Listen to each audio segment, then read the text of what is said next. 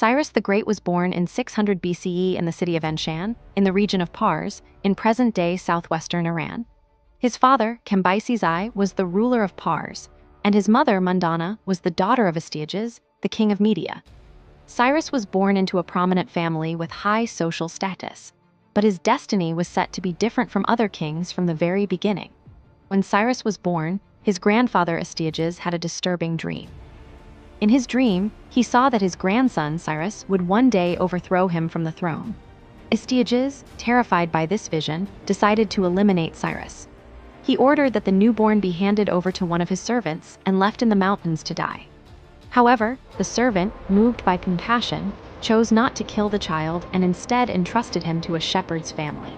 The shepherds raised the child, and Cyrus grew up well under their care. During this time, he realized that a great destiny awaited him and began to prepare himself to become the greatest king in the world. Although he spent his youth in a remote village with the shepherd's family, his heart carried a strong sense of leadership and determination. As Cyrus grew older, stories suggest that Astyages eventually learned that his grandson was still alive and thriving. Determined to find him again, Astyages brought Cyrus back to the royal court.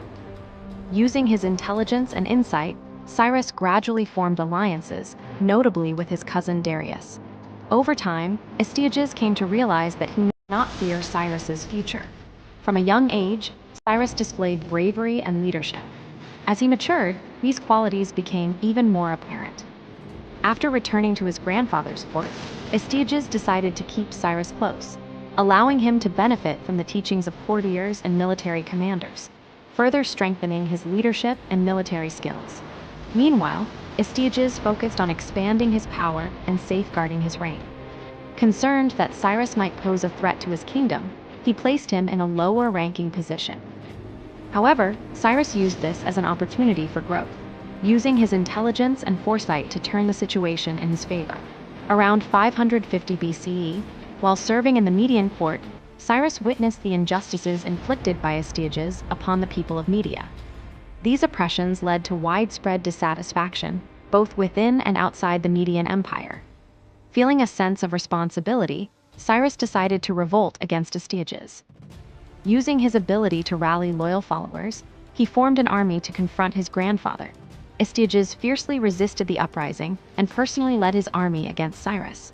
However, with the support of the disgruntled populace and some dissenters within the Median court, Cyrus's army triumphed.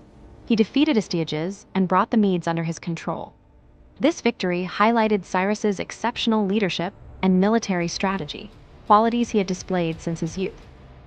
After his victory over Astyages, Cyrus united the Median and Persian kingdoms, declaring himself the new ruler of these vast lands.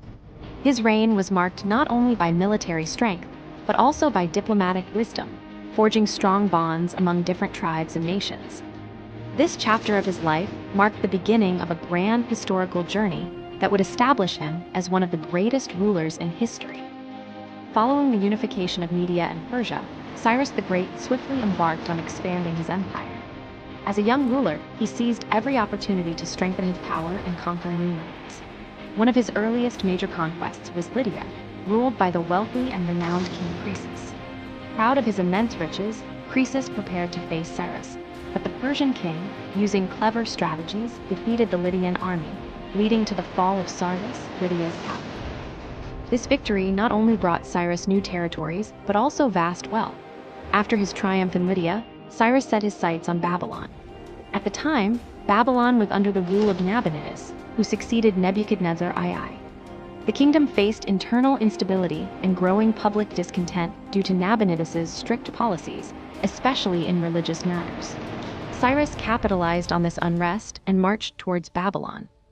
Instead of relying solely on military force, he adopted a peaceful approach, promising the Babylonians religious freedom and the end of Nabonidus's rule. These assurances garnered the support of the people, allowing Cyrus to capture Babylon with little to no bloodshed. Cyrus's entry into Babylon was celebrated as that of a liberator and a wise ruler. After the conquest, he granted the people various freedoms, including allowing the Jewish exiles to return to their homeland and rebuild their temple. Such policies earned Cyrus a reputation as a just and benevolent king. In the famous Cyrus Cylinder, He is portrayed as a monarch who granted freedom and human rights to the people he ruled. By 539 BCE, Cyrus's empire stretched from the Aegean Sea in the west to the Indus River in the east. Through smart administration and diplomatic policies, he successfully governed a vast and culturally diverse empire. In 530 BCE, leading a vast army, Cyrus invaded the lands of the Massagetae. But contrary to his expectations, the battle was fierce and grueling.